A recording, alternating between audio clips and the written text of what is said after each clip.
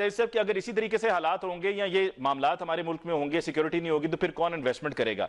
अभी Saudis investment करने जा रहे हैं, तो वो फिर इन्वेस्टमेंट क्यों कर रहे हैं? 10,000 बंदा जो इंडिया हमारे तालिबान ने भरा है, आप ये कह रहे हो वो भारत ने तालिबान खड़ा करके हमें भरा है। ठीक है, मैंने मान लिया। उसको रिपोर्ट किया था कि जी एक फॉरेन नेशनल जो है वो इस्लामाबाद से उसको अगवा कर लिया गया है। वो सिफारतकार है या हनान ये अब्दुल्ला? सिफारतकार ही होगा सर। ये जो समा ने भी रिपोर्ट किया ना कि जो FIR कटवाई है वो एम्बेसी ने कटवाई है। जी जी जी जी। और एक उन्होंने कहा कि हिंदुस्तान की रॉ एजेंसी, जिस तरह वकास ने कहा, कि बिल्कुल खुल के पाकिस्तान में फिरती है। 20 लोगों को उन्होंने कत्ल कर चुके हैं। मामले को लेकर सऊदी अरब में हड़कंप मचा है और पाकिस्तान पर प्रेशर जबरदस्त है। सऊदी दूतावास खासकर इस पूरी स्थिति को लेकर बारीकी से नजर बनाए हुए हैं। अब इसकी चपेट में पाकिस्तान का दोस्त और इस्लामिक देश सऊदी अरब भी। पाकिस्तान के अंदर दहशतगर्दी जो है वो कारोबार है। तो एक जो फटने वाले भाईजान को जो उनकी कीमत है वो करोड़ों में होती है, उसको तैयार किया जाता है। और मैंने इसके बारे में कई आर्टिकल पढ़ रखे हैं। उसको रैंडमली नहीं, इस तरह उसके बिकते हैं ये लोग, और उनको बड़ा सर ऐसे गलती से नहीं हो सकता। नहीं, गलती से नहीं हो सकता। ये तो बड़ा कारोबार। सुबह 6 बजे हुआ है। हिंदुस्तान की रॉ एजेंसी, जिस तरह वकास ने कहा, कि बिल्कुल खुल के पाकिस्तान में फिरती है। 20 लोगों को उन्होंने कत्ल कर चुके हैं, धन धनाते फिरते हैं। एलिगेशंस हैं कि पाकिस्तान की ISI खुद उनको डिटेल्स प्रोवाइड करती थी, एड्रेसेस प्रोवाइड करती थी, सेफ हाउसेस में जहां ये लोग होते थे इनके प्रोवाइड करती थी, इनका आना जाना कि ये इन रूट्स पे जाते हैं और पैसे खाते थे। क्या इनफरादी तौर पर ISI लोगों ने इनको बेचा, या कलेक्टिवली एक डिसीजन था जिस तरह बाजवा ने लिया था कि मैं ये जो है सारी जो है ये काम शाम खत्म करूंगा, हिंदुस्तान से दोस्ती करूंगा? तो क्या ये उसी का एक था कि एक तो ये क्लियरली बात है। तो उन्होंने कहा जी हिंदुस्तान इसके पीछे हो सकता है, और उसकी वजह क्या है कि पाकिस्तान के और सऊदी के जो ताल्लुकात जो है, इन्वेस्टमेंट है, उसके अंदर खलल। मामले को लेकर सऊदी अरब में हड़कंप मचा है और पाकिस्तान पर प्रेशर जबरदस्त है। सऊदी दूतावास खासकर इस पूरी स्थिति को लेकर बारीकी से नजर बनाए हुए हैं। अब इसकी चपेट में पाकिस्तान का दोस्त और इस्लामिक देश सऊदी अरब भी। दहशतगर्दों से वो दहशतगर्द क्या चाहते हैं? दहशतगर्दों का एजेंडा यही है मुल्क को डिस्टेबलाइज करना, और वो फॉरेन एजेंडे पर हैं भारत के। नहीं, डिस्टेबलाइज करके वो क्या साबित करे? क्या होगा? वो किसी के इंडिया के एजेंट है।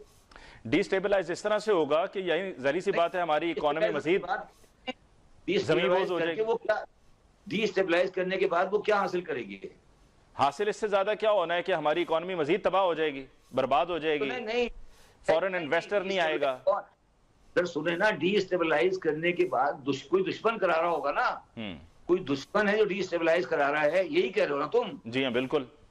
तो वो दुश्मन कौन है? भारत। अच्छा, थैंक यू वेरी मच, शुक्रिया, मेहरबानी। बस आप मेरे से गुफ्तगू करने की जरूरत नहीं है मेरे साथ आपकी। अगर आपका ये पॉइंट ऑफ व्यू है, ठीक है, फेयर एनफ। अच्छा, अब इसको मईशत के साथ कनेक्ट करें सर। मईशत के साथ इसका क्या कनेक्शन बन रहा है? कोई कनेक्शन नहीं बन रहा। मैं सिर्फ आज ये कोशिश कर रहा हूँ, कहने की कोशिश ये कर रहा हूँ, मैं सिर्फ कहने की कोशिश ये कर रहा हूँ कि आपने तो बिल्कुल आसान बात कर दी कि सर वो हमारी जंग हो रही है। आपने जनरल क़य्यूम साहब का बयान पढ़ा था अभी थोड़े दिन पहले। उन्होंने कहा था कि हमारे फौजियों में 20,000 आदमी मरा है, उसमें 10,000 आदमी मरा है इंडिया की पाकिस्तान की जंग में, और 10,000 बंदा मरा है इंटरनल वॉर में। ठीक है, सुना था ना आपने? जी। तो 10,000 बंदा जो इंडिया हमारे तालिबान ने भरा है, आप ये कह रहे हो वो भारत ने तालिबान खड़ा करके हमें भरा है। ठीक है, मैंने मान लिया कि पाकिस्तान के अंदर दहशतगर्दी जो है वो कारोबार है। तो एक जो फटने वाले भाईजान को जो उनकी कीमत है वो करोड़ों में होती है, उसको तैयार किया जाता है। और मैंने इसके बारे में कई आर्टिकल पढ़ रखे हैं। उसको रैंडमली नहीं, इस तरह उसके बिकते हैं ये लोग, और उनको बड़ा मेहनत के साथ तैयार किया जाता है ज़हनी तौर पे। फिर रैकी की जाती है उन लोगों की कि किसको, फिर उनको साइट विजिट कराए जाते हैं। बिल्कुल सर, ऐसे गलती से नहीं हो सकता। नहीं, गलती से नहीं हो सकता। ये तो बड़ा कारोबार। सुबह 6 बजे हुआ है सर, पूरा पता था हमको कब नहीं। बहुत ही एक खतरनाक और बहुत ही अफसोसनाक जो खबर चल रही है पाकिस्तान में, और मीडिया ने भी उसको रिपोर्ट किया है। पहले एक्सप्रेस ट्रिब्यून ने इसको रिपोर्ट किया था कि जी एक फॉरेन नेशनल जो है वो इस्लामाबाद से उसको अगवा कर लिया गया है।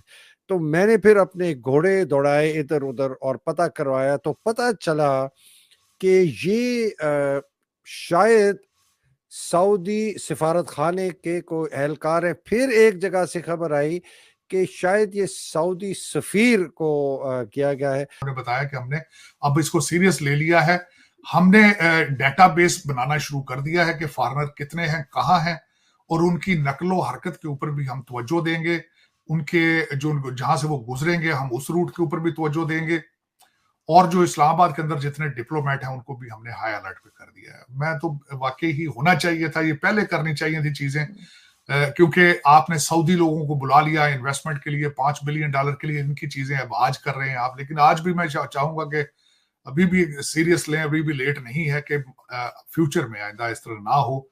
रेकोडिक के डील की बातें हो रही हैं पाकिस्तान के अंदर, आप रिफाइनरियों की बातें कर रहे हैं, आप मुसलसल लोगों को अट्रैक्ट करने की कोशिश करते हैं, लेकिन जहां दहशतगर्दी होगी वहां कौन आके पैसे लगाएगा? कोई भी नहीं लगाएगा। आपको चाहिए अपने, और साथ अदालतों पे कोशिश करें कि जो हमारे जज भाईजान है उनको भी कहें खुदारा तरस करें। सारे आप मुझे पता है सारे सिंपथाइजर हैं, वो जो सारे मैं तो चट्ठा समझता हूँ। आपका ओरिजिनली रोल मॉडल अगर देखा जाए ब्यूरोक्रेसी में तो जो